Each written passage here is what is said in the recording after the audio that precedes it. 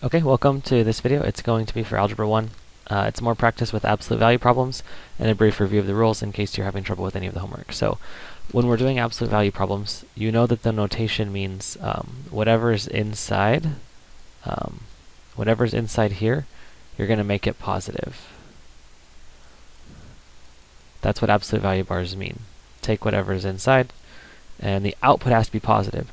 So what that means is if you're working backwards, the thing that's inside, if it's unknown, if it's a variable, if it's unknown, it could have been positive or negative, and either way the outcome is going to come positive. So when you have a problem and you're working backwards, you have to consider both options. Maybe the stuff inside was positive, or maybe the stuff inside was negative. So the first thing you're going to do is you're going to find the absolute value part by itself. So you're going to solve for whatever's in the absolute value bars by moving everything else away. So undo everything else that's happening to it, get the absolute value bars by themselves. Then the way that you can go inside those absolute value bars is by branching it into the two possibilities. When you're looking what's inside, the thing inside could have been positive or it could have been negative, so you branch into two possibilities. And then finally, once you have the two possibilities, you can solve them as a normal equation. So I'm going to do 4 examples for you guys on here, and hopefully those help with the homework if you're getting stuck at all, or I'll just help as a review. First example, absolute value of x plus 4 equals 6. So you're trying to solve and get the absolute value part by itself, so the first thing you do is minus 4 on both sides. And you're left with absolute value of x equals 2. And now here's where you're going to branch. One of those options is x equals positive 2, and the other option is x equals negative 2.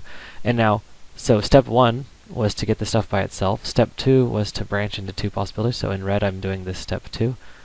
Branching is what I'm doing in red here. And then step 3 says continue solving each of the two equations, but our two equations are already solved. So in this case, we're done. There's nothing else to do. Let's try another one. First, try to get the absolute value part by itself. So step 1, add 5, add 5. That gives you 3 times the absolute value of x. 16 plus 5 is 21. Then we're going to divide by 3. Divide by 3. So now we've got the absolute value of x. 21 divided by 3 is 7. Okay, let me make some more space. Now we're going to branch. And we've got x equals positive 7 or x equals negative 7. And remember I said you could combine these two answers together and you can write x equals plus or minus 7. That's a shortcut way to write it so that you can have, you don't have to write it twice, but the plus or minus symbol means that both are answers. So again, get the absolute value part by itself, branch it into two possibilities, and then if you need to solve the two branched pieces, solve them, otherwise you're done. Okay, let's take a look at this one. I'm going to kind of separate these two here. First thing you want to do when you're undoing. So here we're going to have to divide by 2, but we're also going to have to add 3 to both sides. And when you're undoing, you got to remember to work backwards. So we're going to add 3 to both sides, plus 3. Okay, those cancel, so you've got 2 times absolute value x plus 1 equals 10 plus 3 is 13. Now, see, this kind of looks like 1x plus 11, so make sure your absolute value bars are nice and big so there's no confusion. Okay, now we're going to divide by 2.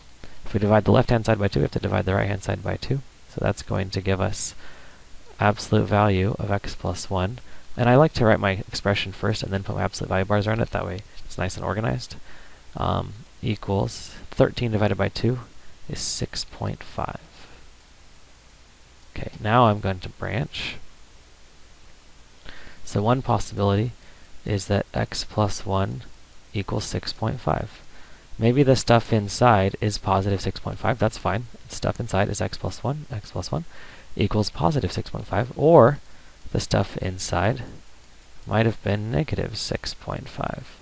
Okay, if x plus 1 is negative 6.5, then what do I have inside this parentheses? I've got negative 6.5, but then the absolute value bars give me out positive 6.5. So whether the stuff inside is positive or negative 6.5, it will work in both cases. Now we have to solve each of these two equations because they're not solved for x. So solve by subtracting 1, and here we're going to get x equals 5.5 And here if I go minus 1, I'm going to get x equals negative 7.5. So those are my two answers. One answer right here and one answer here. And now you can always check your answers. You can take this answer 5.5, plug it back in right here and see if it works. So 5.5 plus 1 is 6.5, times 2 is 13, minus 3 is 10. So it works, and you can do the same thing with the negative 7.5. Plug it back in right here. It should work. If it doesn't work, it's not an answer. Okay, how about the last one here? First thing we do is we're going to try to solve for x, or not solve for x, sorry, we're not going to solve for x, we're going to get the absolute value part by itself, and then we have to branch before we can go inside those absolute value bars. The first thing we do is minus 12. So we've got 2x plus 4 inside the absolute value bars equals negative 5. And I know right now you're tempted, you might be tempted when you get this absolute value part by itself. If it's not a simple x in there, if it's something more complex like 2x plus 4, you might be tempted to go minus 4, and I'm saying no. Don't do that, because you can't go inside these absolute value bars, because those absolute value bars, they mean whatever's inside make it positive. It's kind of like parentheses. You have to deal with those absolute value bars and what they mean before you can start subtracting or multiplying or dividing or adding. So you don't want to do that. No. Instead, how do we approach this? You would branch, but in this case, maybe you notice something different. What do you notice? Okay, normally we would branch this into two possibilities. We would say the stuff inside equals positive of this number, and the stuff inside equals negative of this number. But right here we have a negative number. This is negative. And this says absolute value. Okay, you know that the absolute value always gives a positive output. So the absolute value can never give a negative output. So the answer is actually no solution. The stuff that's inside the absolute value bars, no matter what you choose x to be, you could pick any value you want for x. Doesn't matter what you plug in. The stuff that comes out of this bars has to be positive. So it will never equal negative 5. So therefore your problem has no solution. Okay. So let me reiterate the three rules. Step 1, get the absolute value part by itself. If x is the only thing in the absolute value bars, then you're just solving for x.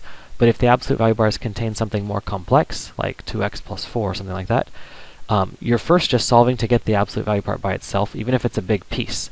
Once you have that entire piece that's in the absolute value bars by itself, branch, actually show your two arrows like I've done here. Show the two arrows coming off, branching out into two possibilities.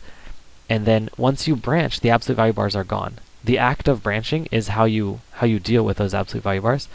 And then the two equations that you have, you can solve them separately from each other and get two answers. Okay, I hope this video has been helpful. Good luck.